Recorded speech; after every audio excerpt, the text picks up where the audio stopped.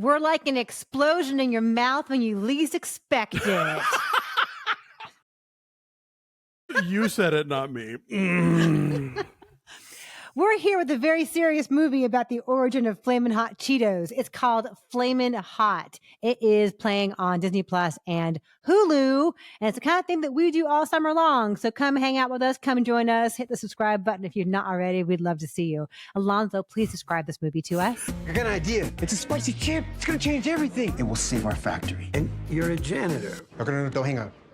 Sure, the year of the corporate biopic continues. We had Air, we had BlackBerry, we had Tetris, and now we have a flavor powder. Flamin' Hot is the story of Richard Montañez, who starts at the Frito Lay company as but a janitor, but is clearly determined to work his way up. He comes in during his off hours to learn how the machines work and figure out the different processes that happen in the factory, but nobody wants to promote him past being a janitor, although he at least makes himself invaluable enough that when there are wave after wave of layoffs, starting with the Reagan administration, he at least gets to keep that job. When it looks like things are really bad, sales are way down for Frito Lay, and there's a possibility the plant's going to close, he hits upon a brilliant idea. What if we made Cheetos and Doritos, they don't say Funyuns, but you can get them that way too, that appealed to what Mexican people and Latin people in this country wanted in terms of spice that will knock you on your keister, and how he basically goes all the way to the CEO to be like, try my flavor powder, it will change this company. And it did, allegedly. Apparently there's some question about whether or not the way this movie unfolds its events is true to what happened. It's one of those depends on who you ask thing. Frito Lay officially says that he was involved, but is maybe not quite the sole, progenitor of the Flamin' Hot flavor as we see here. But it stars Jesse Garcia and Annie Gonzalez. It is a classic sort of American success story about, hardworking, working class people who, remain determined and raise a family and have ideas and kind of work their way up the socioeconomic ladder. It's directed by Eva Longoria, and she, I think, does a really good job of sort of, kind of telling this story that we kind of know how it's going to unfold, but finding ways to be funny about it.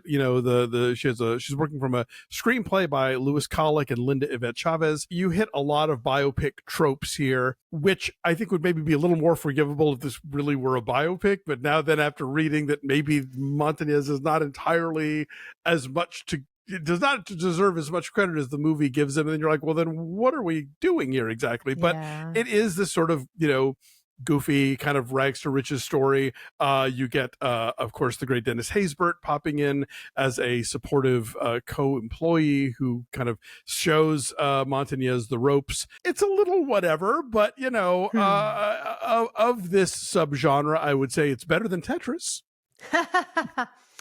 This is how the Oscar Whisper campaign gets started, right? With the, well, No, apparently, early in the process, they found out that, this or some article or something came out that was like, well, it might not exactly be what he said in his memoir. And they were like, yeah, fuck it. It's a good, print the legend, Mm-hmm. Yeah, pretty much. And I think they kind of hedge with some of the reenactments. They'll do it a couple different times. They'll do it the way that Richard remembers it in his mind, right, where it's flowery and glowing and rapturous. And then there is the way that his wife assumes it probably actually happened. It's more awkward. She kind of keeps him in check. And so I think they kind of hedge that way, at least from a screenplay perspective. What is the truth, right? Right. It's fluid. Annie Gonzalez, who plays his wife, is actually the MVP here. She's really charming, and she brings some much needed groundedness and recognizable emotional realism to a movie that is very slight and very goofy and very playful, and that you need someone like that to be at the center as okay, here's a human being who is thinking the things that I would think and reacting in the ways that I would react. But she supports him, and there's some cute montages with taste tests. Their son, their little boy, is an expert in flavor and is able to withstand the most ridiculous height of heat. I like his distinction between hot in a good way and hot in a bad way.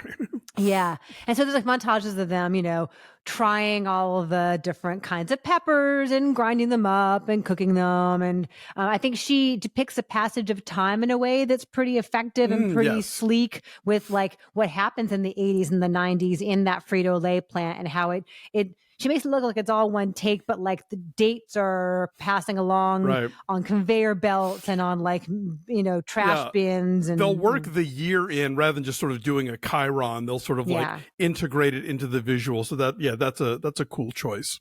Yeah, she has some lively, playful choices here in the telling of the story. And I guess that's what you want with a story like this, where it's about like a snack food, exactly. and not just any snack food, like a really wild snack food. I have never had Flamin' Hot Cheeto anything. Like I know they have like Flamin' Hot Cheeto popcorn at the movies. It's just not. Have you ever had any incarnation of Flamin' Hot? I have had some Flamin' Hot Cheetos, and I get the appeal. It's a little for me, but I mean, I have a different palate. But I get why if you want some zap zing in your snacks, like that's where you're going to go. And I have to say, like the way these movies always work, by the end of it, I kind of wanted some, so it's like, I'll put on my Air Jordans and play some Tetris on my BlackBerry and eat some Flamin' Hots, The thing about this movie also is like, it's very much about the difficulty of being taken seriously in the world of business when you are Mexican American and you're dealing with all these sort of like white MBA types. And I think the movie is a lot shrewder at how it depicts kind of like what we would call microaggressions, tossed off, not particularly even thought about racism that you get from certain, characters in the movie. But then like you get the sort of macro aggressions where they really just go hard. You're like, okay, this probably happened, but in a movie it's reading a little much. Like it's I think a lot more effective and a lot zingier when you get the sort of like casual stuff that comes out of people's mouths where you're like, do you know what you just said? Kind of thing. But I also did like the kind of recurring thing of when he's a little kid at school and his mom makes him a bean burrito every day. And at first the white bullies pick on him. And then he realizes if he gets them to try it, he can sell them burritos every day. The idea that like food can build a bridge that way. Like that's a cool idea. Yeah. And Tony Shalhoub is good as the guy who is the head of Frito Lay. And again, like probably none of this went down the way that they depict it, but that's okay. It's okay. It's like a light, pleasant diversion. It's very slight and sweet, but as you say, it has some substance there as well. So what's your number? I'll say it's like a 6.7. Yeah, it's a good salty snack of a movie. I am not a huge fan of salty snacks, actually. I'm a sweet person, not a savory person. Oh, yes, you are. So I'm going to say like a 5.9. Like it's okay. Anyway, it's on Hulu and Disney Plus. So get a big bowl of something and enjoy.